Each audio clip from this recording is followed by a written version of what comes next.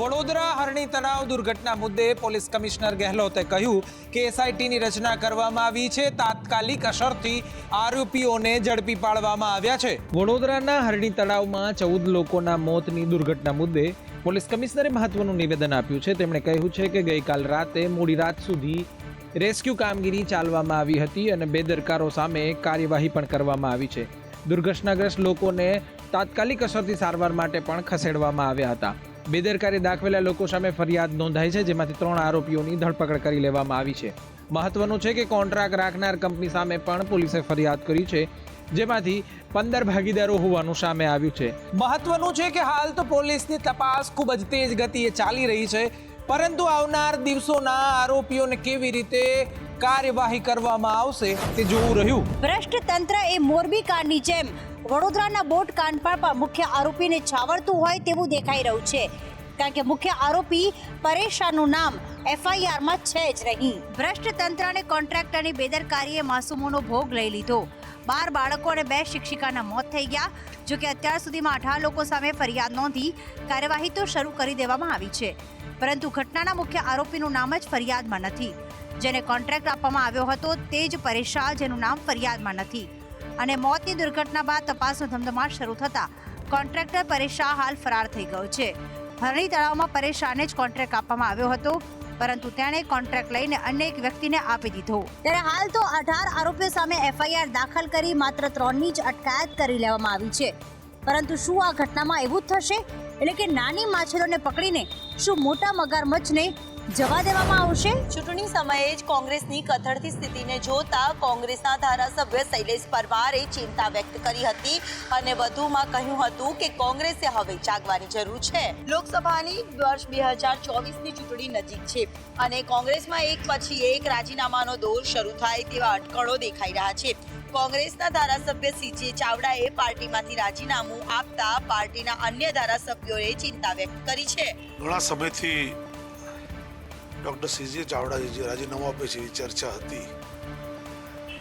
ગઈકાલે મેસેજ હતા કે આવતીકાલે સ્પીકર સાહેબે રાજીનામું આપી દેવાના છે. કોઈ સિનિયર વ્યક્તિ જ્યારે રાજીનામું આપીને જતી હોય અને કયા કારણોસર એનું જો મંથન નહીં કરે તો 100% આની કરતાં પણ વધારે નુકસાન કોંગ્રેસ પાર્ટીને થશે. ધારાસભ્યો રાજીનામા આપતા હોય કોંગ્રેસ પાર્ટીએ ખૂબ લંબાણપૂર્વક વિચારવું પડશે. કેમેરામેન પુખરાજ શર્મા સાથે દિવ્યા ચૌહાણ, સંદેશ ન્યૂઝ, અમદાવાદ. આ પહેલીવાર નથી થયું કે ચૂંટણી સમયે કોંગ્રેસમાંથી રાજીનામા પડતા હોય. વારંવાર એ જ ઘટનાઓનું પુનરાવર્તન થતું નજરે પડી રહ્યું છે. વડોદરા દુર્ઘટના મામલે ગુજરાત હાઈકોર્ટમાં શું મોટો લેવા રજૂઆત કરાઈ છે. ગુજરાત એડવોકેટ એસોસિએશન દ્વારા આ માંગ કરાઈ છે. હરણી તળાવ દુર્ઘટનાના ઘેરા પ્રત્યાઘાત પડ્યા છે, જેમાં વડોદરાના વકીલોએ વિરોધ નોંધાવ્યો છે, તેમજ જવાબદારોનો કેસ નહીં લડવા વકીલોનો નિર્ણય છે. જો કોઈ વકીલ કેસ લડે તો કોર્ટમાં તેનો વિરોધ કરાશે. તેમજ વડોદરા દુર્ઘટના મુદ્દે એચસીમાં સુઓ મોટો લેવા રજૂઆત કરવામાં આવી છે. ગુજરાત હાઈકોર્ટ એડવોકેટ એસોસિએશનની હાઈકોર્ટમાં માંગ ઉઠી છે, તેમજ બેદરકારી ભર્યા વલણ મુદ્દે એચસી સુઓ મોટો દાખલ કરે તેમ ગુજરાત હાઈકોર્ટ એડવોકેટ એસોસિએશને માંગ કરી છે.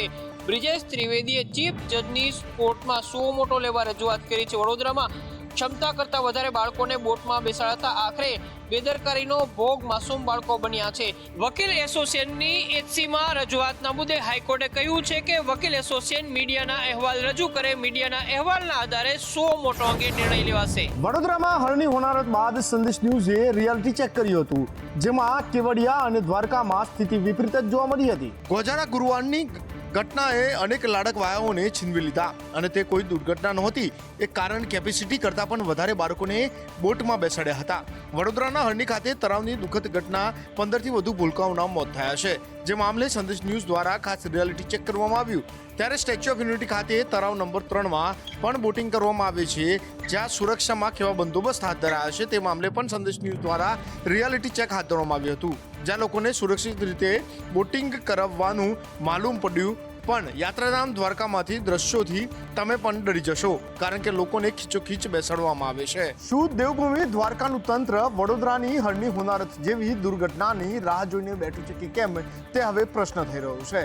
કેમ કે સમગ્ર ઘટના જાણતું હોવા છતાં પણ તંત્ર આખાડાકાની કરી રહ્યું છે. રોજ વડોદરાના હરણી તળાવ દુર્ઘટના બાદ ડાકોરમાં ગોમતી નૌકા વિહાર પર કાર્યવાહી કરવા લોકમાંગ ઉઠી છે.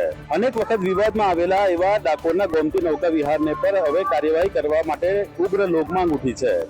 કારણ કે ગતરોજ જે પ્રકારે વડોદરાની હરણી તળાવ દુર્ઘટના બની, જે ઘટનાએ પાષાણ હૃદયના લોકોને પણ રડાવી દીધા. અમુક લાલચુ કોન્ટ્રાક્ટરો માત્ર પૈસો મારો પરમેશ્વર અને હું પૈસાનો દાસ એવી કુનીતિ ધરાવે છે, જેનો ભોગ માસૂમો બનતા હોય છે. જો કે ડાકોર નૌકા વિહાર અંગે રજૂઆતો કરાઈ છે, જેમાં સૂર્યાસ્ત થઈ ગયા બાદ પણ નૌકાઓ ફેરવે છે તેવા આક્ષેપ કર્યા હતા. તેમ છતાં પણ પાલિકા દ્વારા માત્ર ખુલાસો લઈને કોઈ પણ પ્રકારની કાર્યવાહી કરવામાં આવી નથી. શું ડાકોરનું સ્થાનિક તંત્ર પણ રાહ જોઈને બેઠું છે કે વડોદરા જેવી ઘટના પવિત્ર યાત્રાધામ ડાકોરમાં પણ બને? અને હવે જોવાનું એ છે કે નગરોડ ડાકોર તંત્ર આળસ ખંખેરી કાર્યવાહી કરે છે કે કેમ. લોકસભા ચૂંટણી પહેલા કોંગ્રેસમાં ફરી એકવાર ભંગાણ સર્જાયું છે. કોંગ્રેસના સિનિયર નેતા અને વિજાપુરથી ધારાસભ્ય સીજે ચાવડાએ પાર્ટી અને ધારાસભ્ય પદેથી રાજીનામું આપ્યું. આજે કોંગ્રેસના દિગ્ગજ નેતા અને વિજાપુર બેઠકના ધારાસભ્ય સીજે ચાવડાએ વિધાનસભા અધ્યક્ષને પોતાનું રાજીનામું આપી દીધું છે. કોંગ્રેસના તમામ પદ પરથી સીજે ચાવડાએ રાજીનામું કોંગ્રેસ પક્ષના અધ્યક્ષ શક્તિસિંહ ગોહિલને પણ મોકલી આપ્યું છે. સીજે ચાવડાએ કોંગ્રેસમાંથી અને ધારાસભ્ય પદેથી રાજીનામું વિધાનસભા અધ્યક્ષને આપ્યું છે. સીજે ચાવડા સાથે સીધા વાત કરીશું. કોંગ્રેસના સિનિયર નેતા પણ હતા. સીજે, કયા કારણો રહ્યા કે તમારે આટલા વર્ષે હવે કોંગ્રેસમાંથી અને ધારાસભ્ય પદેથી પણ રાજીનામું આપવું પડ્યું? સમગ્ર દેશમાં અત્યારે ગુજરાત લીડ કરી રહ્યું છે. ચાહે વિકાસની વાત હોય, ચાહે રામ મંદિરની પ્રતિષ્ઠાની વાત હોય, ચાહે દેશના વિકાસની વાત હોય કે રાજ્યના વિકાસની વાત હોય, ગુજરાતનું નેતૃત્વ સમગ્ર દેશનું અત્યારે સંચાલન કરી રહ્યું છે. એવા સમયે ગુજરાતના કોંગ્રેસના આગેવાનો કે ગુજરાતના આપણા આગેવાનો વાત મૂકવી જોઈએ, ઉણપ હોય તો કહેવું જોઈએ, પરંતુ દરેક વાતનો વિરોધ કરીને નેગેટિવ રાજકારણ ચલાવવું એ પ્રજાના હિતમાં પણ હિતાવહ નથી અને કોઈ પણ રાજકીય નેતાના જીવન માટે પણ હિતાવહ નથી. તે કોંગ્રેસ પાર્ટીના નેતૃત્વથી નેતાઓ નારાજ છે. વિજાપુરના ધારાસભ્ય તરીકે ગૃહમાં બોલતા હતા ત્યારે તમે ભાજપની સરકારની જે નાકામયાબી છે એ તમે બતાવતા હતા. ભાજપ સરકાર ખરાબ કામો કરે છે બતાવતા હતા. હવે આ ભાજપ તમને સારી કેમ લાગવા માંડી અચાનક જ? ને વિરોધ પક્ષ તરીકે જે ઉણપો છે એ વખતે પણ બતાવતો હતો અને ધારો કે આવતીકાલે હું ભાજપમાં જોડાઈશ તો પણ એની જે નેગેટિવ કામો હશે એ ચોક્કસ પણ બતાવતો. લોકસભાની ચૂંટણી પહેલા ભાજપ પોતાનું ઓપરેશન લોટસ ચલાવી રહ્યું છે અને એક પછી એક કોંગ્રેસના નેતાઓને પોતાની તરફ ખેંચી રહ્યું છે. ભારતીય જનતા પાર્ટીના ગુજરાતના અધ્યક્ષ સી.આર. પાટીલે સંકલ્પ કર્યો હતો કે લોકસભાની આગામી ચૂંટણીમાં ગુજરાતની તમામ 26 બેઠકો 5 લાખ મતની લીડથી જીતવી છે.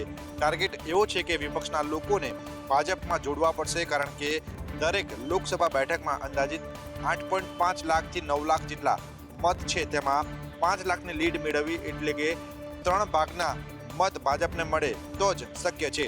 કમુરતા પૂર્ણ થતાં જ ભાજપે ભરતી મેળો શરૂ કર્યો છે, જેમાં વર્ષ 2024ની શરૂઆતમાં જ કોંગ્રેસના સિનિયર નેતા અને વિજાપુર બેઠકના ધારાસભ્ય સીજે ચાવડાએ રાજીનામું આપ્યું છે. ગત ડિસેમ્બર માસમાં આપ અને કોંગ્રેસના એક ધારાસભ્ય એમ કુલ 2 ધારાસભ્યો રાજીનામા આપ્યા હતા. ત્યારે વધુ એક ધારાસભ્યના રાજીનામા બાદ હજુ પણ કેટલાક ધારાસભ્યો કોંગ્રેસનો સાથ છોડે તેવી શક્યતાઓ વર્તાઈ રહી છે. હાર્દિક પટેલને કોર્ટે મોટી રાહત આપી છે. સરદાર રેલી કેસમાં હાર્દિક પટેલને કોર્ટે નિર્દોષ જાહેર કર્યો છે.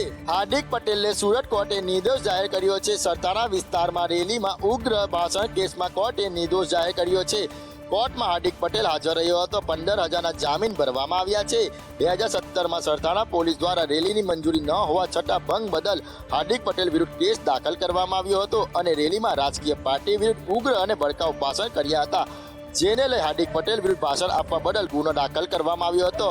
પૂર્વ પાસ નેતા અને ભાજપના ધારાસભ્ય હાર્દિક પટેલનું કોર્ટના ચુકાદા બાદ નિવેદન સામે આવ્યું હતું. હાર્દિક પટેલે જ કહ્યું હતું કે આજે સત્યનો વિજય થયો હતો. ન્યાય પ્રક્રિયા ઉપર અમને સંપૂર્ણ ભરોસો હતો. ન્યાય પ્રક્રિયાનો હું હૃદયપૂર્વક આભાર માનું છું. હાર્દિક પટેલે કોંગ્રેસમાં પડેલા રાજીનામાને લઈને પ્રતિક્રિયા આપી. હાર્દિક પટેલે કહ્યું કે કોંગ્રેસમાં નેતાઓ ગુંગળામણ અનુભવી રહ્યા છે. વિકસિત ભારતમાં વંદે ભારત ટ્રેન મહત્વની ભૂમિકામાં છે, ત્યારે કચ્છ સુધી વંદે ભારત ટ્રેન લંબાવવામાં આવે તેવી માંગ ઉઠી છે. આગામી બજેટમાં કચ્છ જિલ્લાને વંદે ભારત ટ્રેન ફાળવવામાં આવે તેવી માંગ ઉઠી છે. ભુજથી મુંબઈ અને ભુજથી દિલ્હી વચ્ચે વંદે ભારત ટ્રેન ફાળવવા Bhuj chamber of commerce and industries federation દ્વારા કેન્દ્રીય રેલવે મંત્રીને રજૂઆત કરાઈ છે.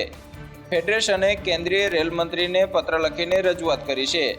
મહત્વનું છે કે કચ્છના લોકો વ્યાપારિક અને સામાજિક રીતે મુંબઈથી જોડાયેલા છે. ઉપરાંત કચ્છથી કોઈ આંતરરાષ્ટ્રીય હવાઈ સેવા ન હોવાથી આ પ્રવાસીઓને ટ્રેનમાં મુસાફરી કરવી પડે છે. હાલ મુંબઈથી કચ્છની 8 ટ્રેન છે, પરંતુ સુવિધાઓ અપૂરતી હોવાથી મુશ્કેલી પડી રહી છે. વંદે ભારત ટ્રેનના કારણે મુસાફરીના કલાકો ઘટ્યા છે. ત્યારે કચ્છ અને મુંબઈ વચ્ચે વંદે ભારત ટ્રેન શરૂ કરવામાં આવે તેવી રજૂઆત કરવામાં આવી છે.